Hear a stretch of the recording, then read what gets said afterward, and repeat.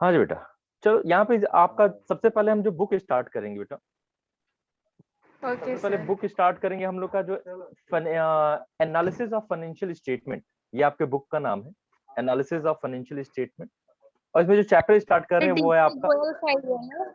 हाँ बेटा डीके गोयल का है, यानी हर जगह ये चैप्टर मिल जाएगा, चाहे डीके गोयल हो चाहे कोई भी हो। Okay sir. हाँ जी बेटा, सबसे पहले आ जाता है, इसमें स्टार्ट करेंगे अकाउंटिंग रेशियो। अब अकाउंटिंग रेशियो ये क्या हो जाता है, इसको एक एग्जांपल से समझिएगा कि हमें ये अकाउंटिंग रेशियो की जरूरत क्यों पड़ती है, why we are going to study this chapter accounting ratio. अच्छा, अगर तुमको ये बताओ, तुमने एक यस एग्जामिनेशन दिया हुआ है, यस सर। आपने एग्जामिनेशन दिया और एग्जामिनेशन में आपको 60 मार्क्स मिले हैं, ठीक है, out yes of 100, out of 100। Yes फिर सर। आपने एक दूसरा एग्जाम दिया जो कि जिसमें आपने 75 मार्क्स पाए, यस सर। और आउट ऑफ 150।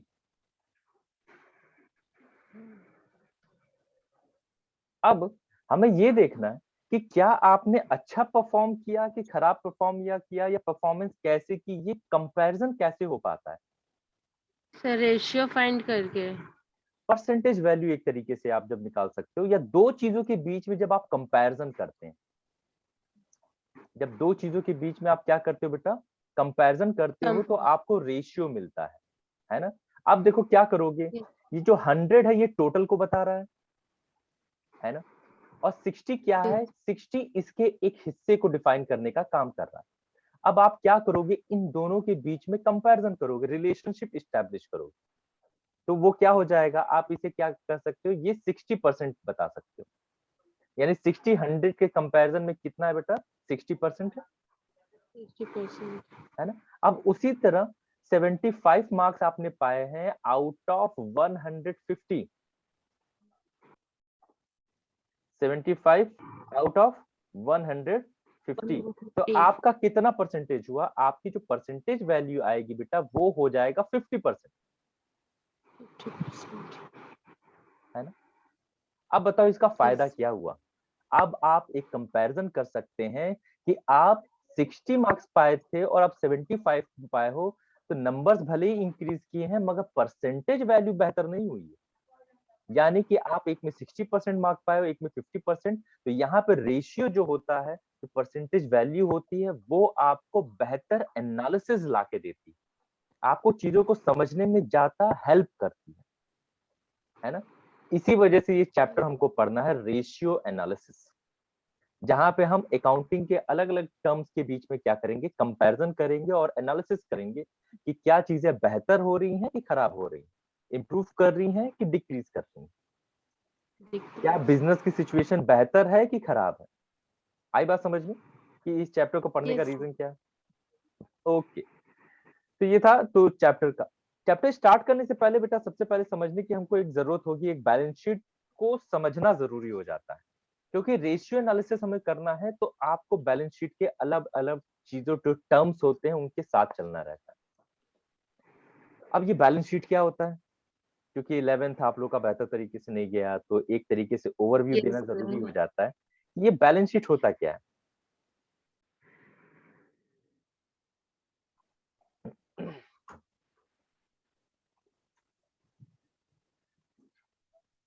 हाँ बेटा, बैलेंस शीट, देखो बैलेंस शीट क्या होता है, ये बताने का काम करता है कि आपका जो बिजनेस है वो बेहतर पोजीशन में है कि नहीं। और ये कैसे पता चलता है, इसके दो पार्ट होते हैं। पहला पार्ट क्या होता है बेटा, लाइबिलिटीज का होता है,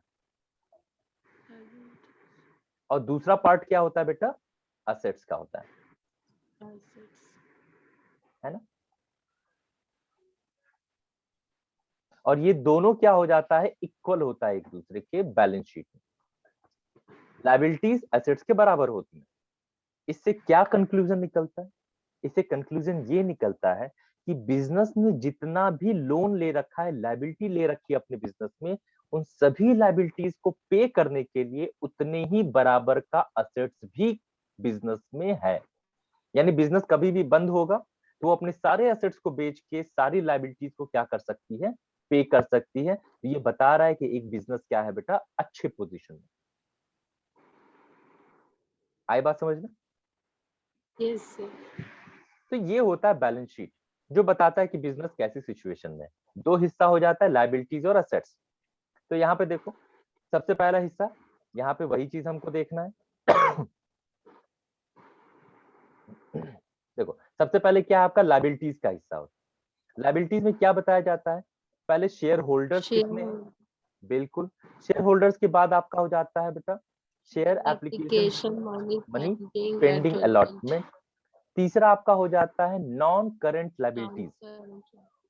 नॉन करंट लायबिलिटीज का मतलब ऐसी लायबिलिटीज जो शॉर्ट टर्म से नहीं, लॉन्ग टर्म के लिए होती हैं। नॉन करंट लायबिलिटीज का मतलब बेटा long term liability, long term, जो लंबे समय के लिए बिजनेस में लायबिलिटीज की तरह पे अवेलेबल होती है। तो इसमें क्या आ जाता है, आपने लॉन्ग टर्म बारोइंग की है ना, जैसे बैंक से लोन ले लिया 4 साल 5 साल 10 साल का, वो आ गया। डिफर्ड टैक्स लायबिलिटी, ये अभी आपके चैप्टर्स में ये सारी टर्मिनोलॉजीज आपको बाद में पढ़ने रहेंगे, ये मैं बाद में लेके चलूंगा, अभी ratio sir analysis start deferred करने से टैक्स पहले। मतलब हाँ, डिफर्ड टैक्स लायबिलिटी यानी आपको टैक्स देना पड़ता है, सबको टैक्स देना पड़ता है जो भी देश में रहता है।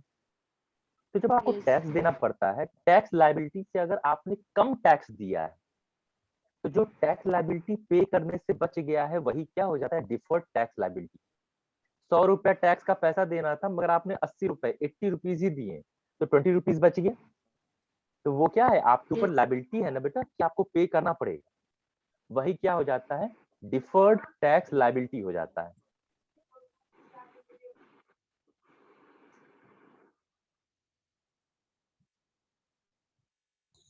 सर को चाय पानी सब चाहिए अभी अब। ये चाय पानी नहीं मांग रहा था जी। ठीक है, तो ये डिफर्ड टैक्स लायबिलिटी समझ में आया। ये एक एक नंबर का क्वेश्चन है बेटा एक तरीके से। अदर लॉन्ग टर्म लायबिलिटीज, दूसरी जो कहीं से भी आपने उधार लेके बिजनेस में लेके आए हुए हैं वो सारी चीजें। और लॉन्ग टर्म प्रोविजन, ये सब हम बाद में चैप्टर में डिटेल में पढ़ेंगे।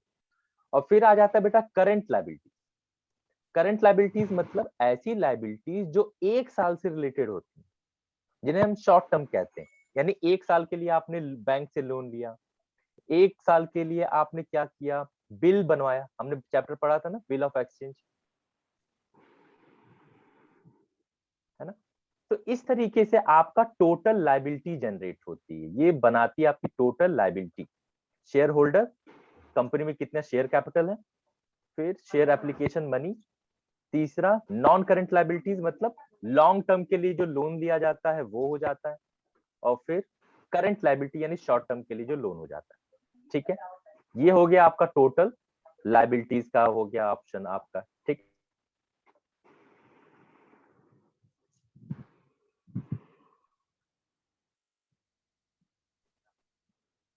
अब दूसरा पोर्शन होता है असेट्स का।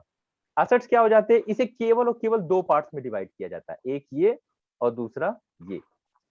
नॉन करेंट असेट्स मतलब fix assets, land building property ये सब आ जाता है इसमें। और दूसरा क्या हो जाता है, करेंट असेट्स। करेंट असेट्स क्या हो जाता है, ऐसे असेट्स जो कि 1 साल की ड्यूरेशन के लिए होते हैं। जैसे आपने कहीं इन्वेस्टमेंट किया 1 साल का, वो हो गया। आपने कहीं बिल आपको मिलने वाली, बिल पे पैसा मिलने वाला, वो 1 साल के लिए, तो वो सब इसमें आ जाता है करंट असेट्स। ये केवल बैलेंस शीट एक बात बताने का पर्पस था। अब हम आते हैं अपनी मेन चीज पे, चैप्टर पे आते हैं, ratio analysis.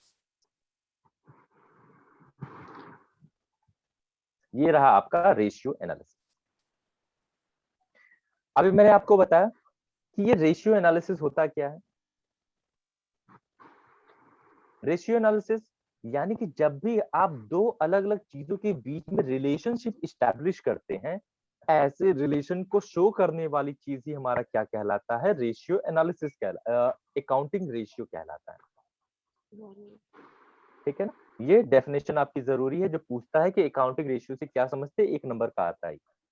It is an arithmetical relationship between the two accounting variable. दो अलग अलग अकाउंटिंग वेरिएबल के बीच में रिलेशन बताने का काम करता है। एक एग्जाम्पल के तौर पे समझिएगा, एग्जाम्पल समझिएगा बेटा। एग्जाम्पल क्या, समझ लो सेम एग्जाम्पल। आपके पास क्या है बिजनेस में, आपके पास बिजनेस में जो असेट्स है वो कितना है, 100 है, 100 करोड़ मान लीजिए। ये एक वेरिएबल हो गया। और इसी के कंपैरिजन में बिजनेस में जो लायबिलिटी है, लायबिलिटी कितनी है, वो 130 है। तो अगर पूछा जाए कि एक बिजनेस में एसेट्स के कंपैरिजन में लायबिलिटीज कितनी हैं, तो आप क्या निकालोगे, इन दोनों के बीच में रेशियो निकालोगे, है ना। और रेशियो क्या निकलेगा बेटा आपका, 13:10 का, है ना। 0 से 0 कट जाएगा। यानी बिजनेस में बता रहे कि बिजनेस में लायबिलिटी और असेट्स कैसे हैं, हर 13 लायबिलिटी पे 10 असेट्स ही अवेलेबल है। ये रेशियो के तौर पे बता रहा है। तो ये दो अलग अलग वेरिएबल हैं जिनके बीच में रिलेशन बताने का काम कर रहा है, और यही क्या है, अकाउंटिंग रेशियो कहलाता है। वही सर डेफिनेशन अगर आपको जीरो दिया, नहीं होता तो हम पूरा जितना भी होता सबको पूरा टोटल बन जाता होता। जैसे यहाँ पे समझ लो असेट समझ लो तुम्हारा हो जाता 77 और लायबिलिटीज तुम्हारी हो जाती समझ लीजिए 83। अब ये दोनों डिवाइड नहीं होगा किसी और से, तो हमारा रेशियो क्या हो जाता है, हमारा रेशियो बन जाता है 83:77 का। हाँ, 83:77 का ही रेशियो बन जाता है। तो ये है आपका सबसे पहला कि अकाउंटिंग रेशियो किसे कहा जाता है। अब जब इस चैप्टर में हम आएंगे बेटा, तो कई तरीके के अकाउंटिंग रेशियो हमको पढ़ने रहेंगे, ठीक है ना।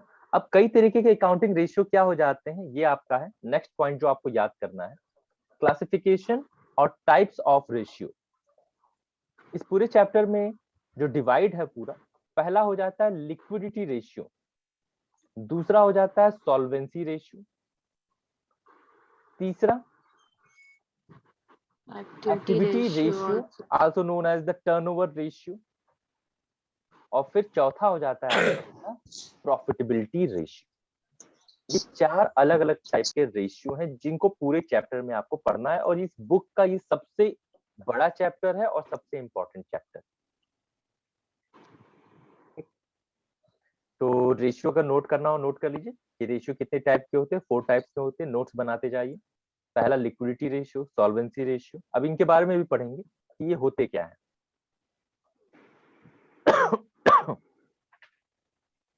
उसको लिख लो।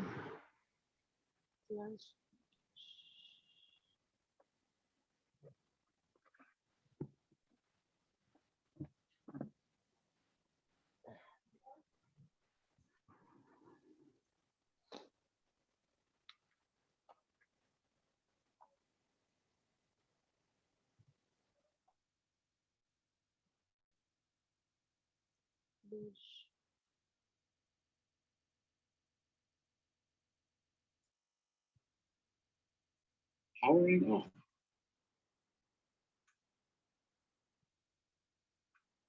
Ox mode.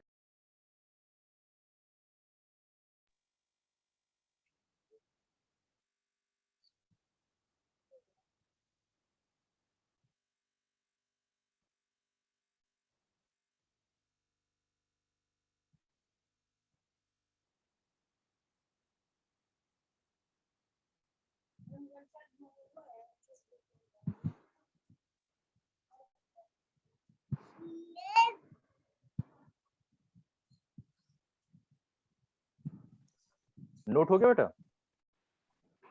यस सर हो गया। ओके, अब देखो हम देखते हैं कि ये आखिर होते क्या हैं। सबसे पहले आ जाते हैं बेटा लिक्विडिटी रेशियो पे। सबसे पहला आप हेडिंग लिखेंगे बेटा लिक्विडिटी रेशियो। अब लिक्विडिटी रेशियो का मतलब क्या होता है इसे समझिएगा। हर एक कंपनी ये जानना चाहती है कि जो शॉर्ट टर्म लायबिलिटीज होती हैं, क्या उन शॉर्ट टर्म लायबिलिटीज को पूरा करने के लिए उनके पास पैसा अवेलेबल है कि नहीं। शॉर्ट टर्म लायबिलिटीज मतलब क्या, आपको सैलरी देना है, आपको वेजेस देना है, आपने लोन लिया है तो उस पर इंटरेस्ट पे करना है, आपको किसी को ब्रोकरेज देना है, कमीशन देना है। यानी एक बिजनेस चलाने के लिए जो भी आपका खर्च है, एक्सपेंसेस है, क्या उनके लिए आपके पास पैसा अवेलेबल है कि नहीं है, वही आपका क्या हो जाता है बेटा, लिक्विडिटी रेशियो हो जाता है। है ना, यहाँ पे लिखा हुआ to measure the short term solvency, मतलब firm's ability to pay its current duties, point to be noted, current duties. Current duties का मतलब ही हो जाता है डे टू डे लाइफ में कंपनी के चलाने के लिए जो खर्चे होते हैं उनके लिए आपके पास पैसा है कि नहीं है ना, वही हमारा क्या हो जाता है, लिक्विडिटी रेशियो हो जाता है। अब लिक्विडिटी रेशियो, अब इसे भी दो पार्ट्स में डिवाइड किया जाता है। तो ये आपका लिक्विडिटी रेशियो होता है, इसे भी दो पार्ट में डिवाइड किया जाता है। एक तो आपका हो जाता है करंट रेशियो, करंट फिर लिक्विड रेशियो। बिल्कुल सही, और दूसरा जो हम इसमें कैलकुलेट करते हैं बेटा, लिक्विड रेशियो। और ये फॉर्मूले इंपॉर्टेंट है क्योंकि इन्हीं के बेसिस पे हमको न्यूमेरिकल लगाना है ना। तो लिक्विड रेशियो लिखिएगा, और लिक्विड रेशियो इसके सामने ये जरूर लिखिएगा कि एक फर्म की एबिलिटी टू पे द करंट ड्यूटीज, यही आपका लिक्विडिटी रेशियो, यही पता कर होते हैं।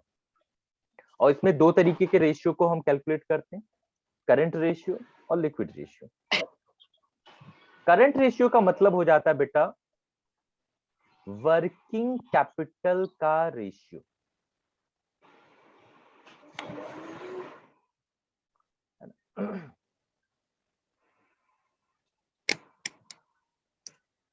और लिक्विड रेशियो का मतलब हो जाता है आपका क्विक एसिड, या उसका मतलब छोड़ो, वो तो आगे जब पढ़ेंगे तब। अब सबसे पहला पॉइंट लेके चलते बेटा, करंट रेशियो। अब ये करंट रेशियो क्या होता है और इसका फॉर्मूला क्या हो जाता है, अब फॉर्मूला इंपॉर्टेंट हो जाता है आपको। करंट रेशियो कैसे निकालते हैं, जब आप करंट असेट्स में से करंट लायबिलिटीज को डिवाइड करते हैं। इसका मतलब क्या, आपको करंट एसेट्स कैलकुलेट करना रहेगा और करंट लायबिलिटीज को कैलकुलेट करना रहेगा, और फिर करंट एसेट्स को करंट लायबिलिटी से डिवाइड कर देंगे, जो आंसर आएगा वही आपका करंट रेशियो बताएगा। यही रीजन था कि मैंने आपको क्या बताया, सबसे पहले आपको बैलेंस शीट से शुरू किया। यही रीजन है कि मैंने आपको सबसे पहले बैलेंस शीट से शुरू किया। बैलेंस शीट से शुरू किया तो देखो यहाँ पे हमारी चीजें कौन कौन सी हैं, इसीलिए मैंने आपको यहाँ बताया कि आपको करंट लायबिलिटीज पहचाननी पड़ेंगी और करंट असेट्स जो सबसे लास्ट में है।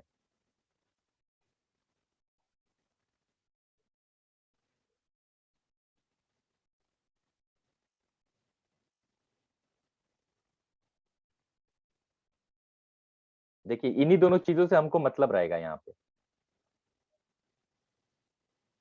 एक तो ये रहा, ये रहे करंट असेट्स या करंट लायबिलिटीज, और ये नीचे है आपके करंट असेट्स।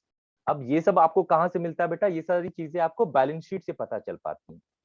इसीलिए चैप्टर स्टार्ट करने से पहले मैंने इसका इंट्रोडक्शन दिया कि भाई बैलेंस शीट में ये सारी चीजें आपको ध्यान देनी रहती है, ठीक है ना।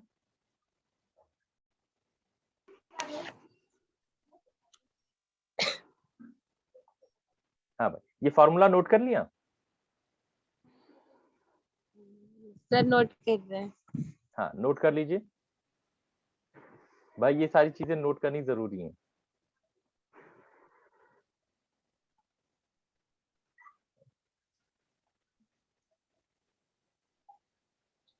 अभी हम देखेंगे कि ये करंट असेट्स में क्या क्या चीजें आती हैं और करंट लायबिलिटीज में क्या क्या चीजें आती हैं। इन्हें जब आइडेंटिफाई कर पाएंगे तभी क्वेश्चन लग पाएगा।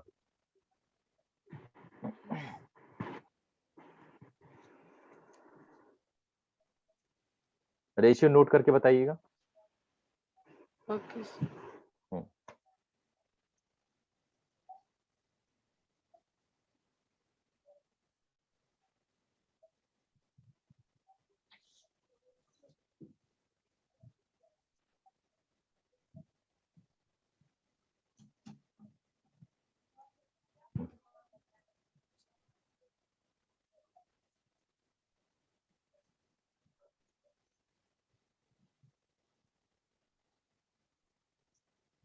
सर सिर्फ करंट रेशियो तक फॉर्मूला तक लिखना था ना?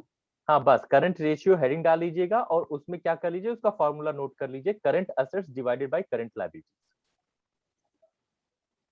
सर हो गया है। हो गया, वेरी गुड। अब पहली चीज तो ये समझते हैं बेटा कि आखिर ये करंट असेट्स हम कब जानते हैं कि कोई चीज करंट असेट्स है। ये 1 मार्क्स में वेरी शॉर्ट क्वेश्चन में पूछता भी है।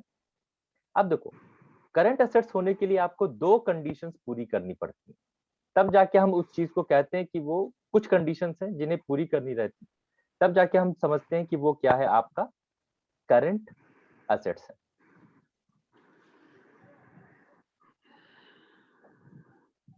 हाँ भाई, पहला, ऐसी चीजें जो नॉर्मल आपके बिजनेस ऑपरेशन से रिलेटेड होती हैं, बिजनेस एक्टिविटी से रिलेटेड होती हैं, वो करंट असेट्स में काउंट किए जाते हैं। It is held primarily for the purpose of being traded. कोई भी ऐसी चीज जो बिजनेस करने के लिए आप अपने पास रखते हो, कोई भी चीज जो बिजनेस करने के लिए आप अपने पास होल्ड करके रखते हो for the purpose of being traded, जैसे एग्जांपल के तौर पे स्टॉक।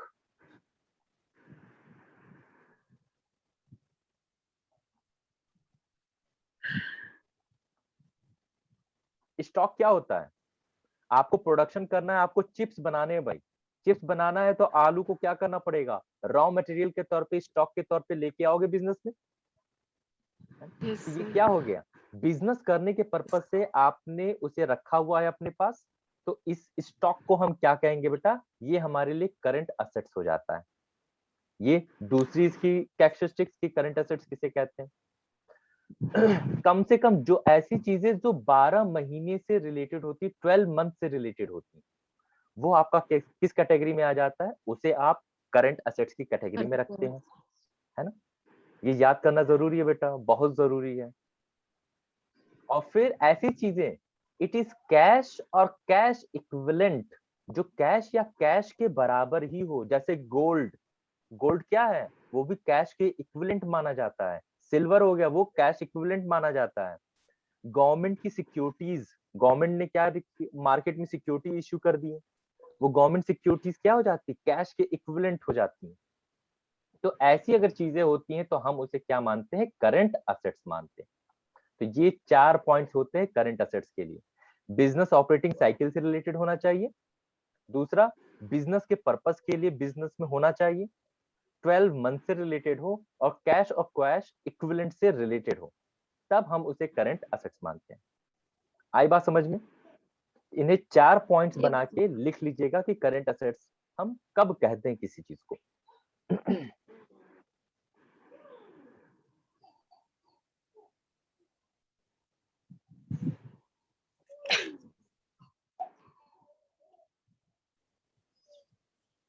या तो अभी स्क्रीनशॉट ले लो और बाद में नोट कर लेना।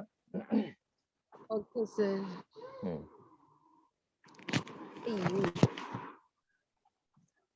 हो गया। ओके, आओ भाई,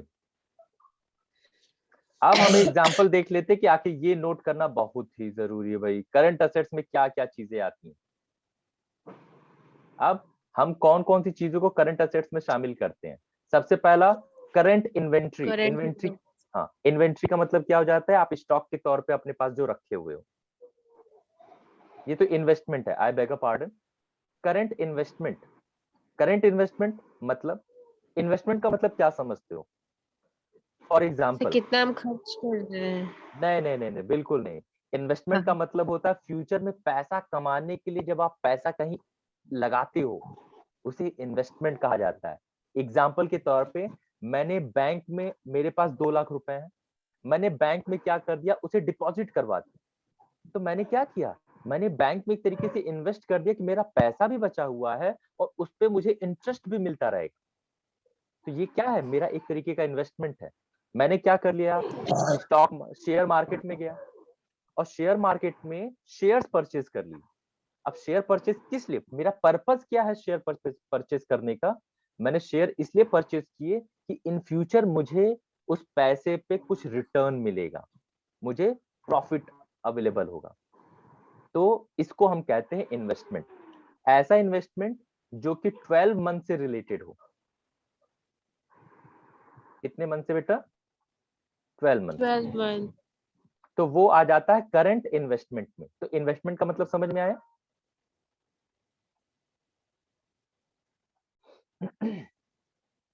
हाँ बेटा, इन्वेस्टमेंट का मतलब समझ में आया ना? तुम समोसा खा गई Yes। अपने 10 रुपए का, तो वो इन्वेस्टमेंट नहीं है, वो खर्च हो गया, वो एक्सपेंस है। मगर वो हाँ। 10 रुपए तुमने गुल्लक में डाल दिए या बैंक में जाके रख दिए या अपने पापा को दे दिया कि पापा अगर मैं अगली बार लूंगी तो फिर मैं 2 रुपए एक्स्ट्रा उस पे करके तब अपने 12 रुपीज लूंगी आपसे। तो वो क्या है? तो वो मतलब कि इन्वेस्टमेंट है। पैसा को सेव करना हाँ, और उस पे कुछ आपको रिटर्न मिले। और उसमें से ठीक है, उसी को आप क्या कहते हो? इन्वेस्टमेंट कहते हो। इन्वेस्टमेंट। हाँ जी, चलो, बहुत जरूरी होता है बीइंग अ कॉमर्स स्टूडेंट कि आप इन्वेस्टमेंट को समझिए कि इन्वेस्टमेंट होता क्या है। दूसरी चीज, इन्वेंट्रीज। इन्वेंट्री मतलब आपके पास स्टॉक के तौर पे जो चीजें रखी हुई हैं, स्टॉक।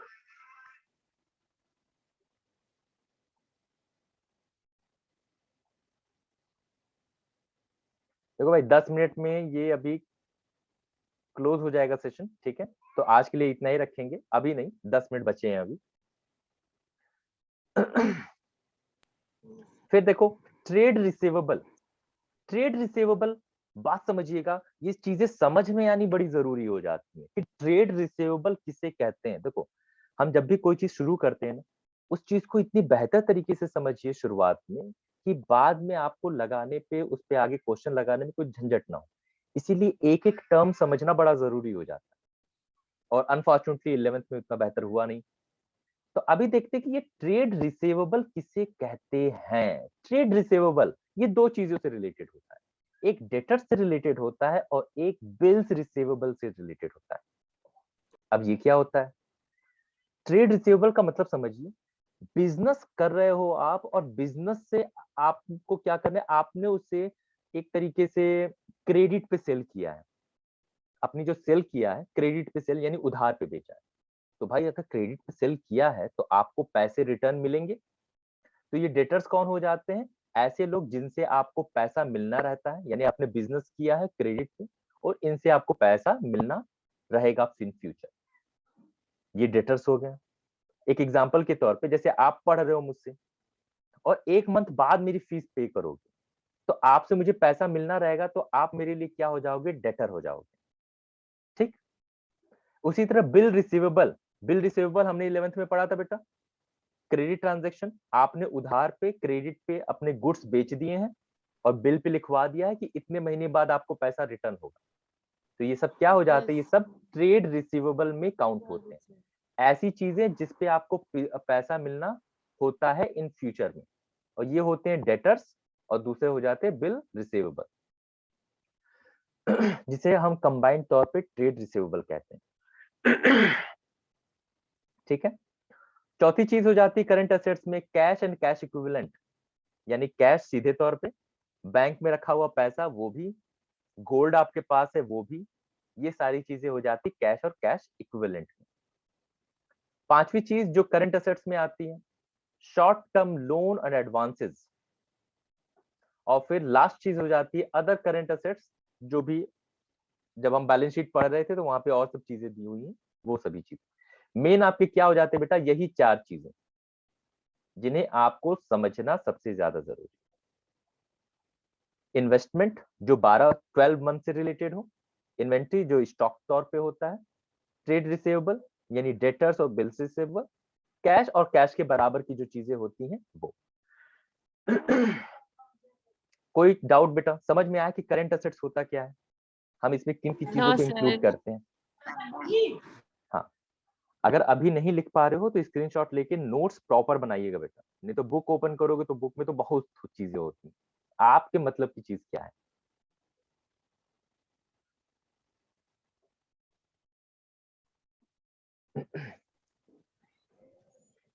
हो गया तो आगे चलूं? Yes sir. सर से स्क्रीनशॉट ले लिए, बाद में लिख लूंगी। हाँ, फिर कॉपी चेक करूंगा, मैं मांगूंगा कि अपनी कॉपी का स्क्रीन क्लिक करके फोटो दो। ओके सर, आप वो सब व्हाट्सएप पे ग्रुप में भेजना है कि पर्सनल पर? हाँ, पर्सनल भेज दीजिएगा। ग्रुप में भेज दीजिएगा, ग्रुप में भेज दीजिएगा। Okay sir. हाँ। Oh shit. अंधेरा कायम रहे। ये तो हो गया बेटा आपका करंट असेट्स, मगर ये आधी अधूरी कहानी है, क्योंकि करंट असेट्स पता केवल पढ़ के चले जाएंगे तो आधा अधूरा काम रहेगा। हमें दूसरी चीज पढ़नी बड़ी जरूरी हो जाती है जिसे कहा जाता है करंट लायबिलिटीज, क्योंकि हम लोग का फॉर्मूला ही यही था कि current assets divided by current liabilities. Current assets समझ ली, अब करंट लायबिलिटीज को एक नजर देख लिया जाए कि ये होती क्या है।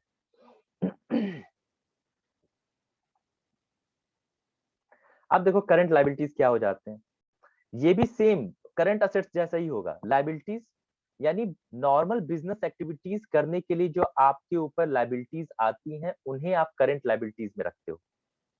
जैसे चाय पानी का खर्चा देना है, बिजली का बिल पे करना है, सैलरी पे करना है, कमीशन पे करना है, ये आपके बिजनेस की डे टू डे एक्टिविटी से रिलेटेड काम है, जिसे ऑपरेटिंग वर्क कहा जाता है, जिसमें आपको पैसे खर्च करने रहते हैं, आपकी लायबिलिटी जनरेट होती है।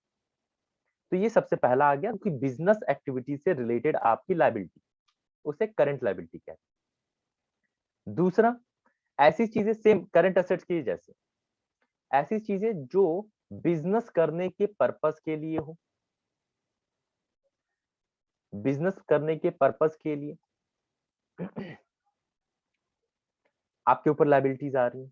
ऐसी लायबिलिटीज जो कि 12 मंथ से रिलेटेड होती हैं, सेम असेट्स की तरह है, बस यहाँ असेट्स का नाम हटा के क्या कर देना है, लायबिलिटीज कर देना है। ऐसी लायबिलिटी जो 12 मंथ की, किसी को जैसे समझ लो एक तरीके से,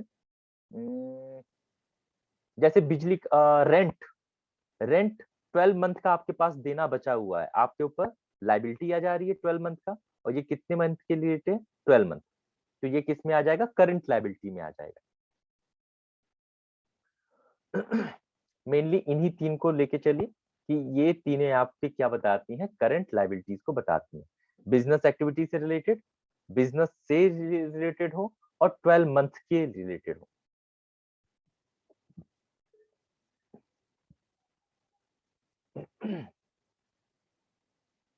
इसमें और आगे आपको थोड़ा बताया है।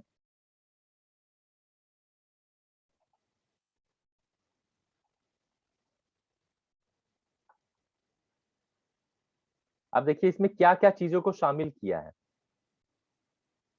किन की चीजों को इंक्लूड किया है, मैं वीडियो भी अवेलेबल करवा दूंगा। अब ये याद करना जरूरी हो जाता है बेटा कि शॉर्ट, ये करंट लायबिलिटीज में क्या आता है, पहले शॉर्ट टर्म बारोइंग।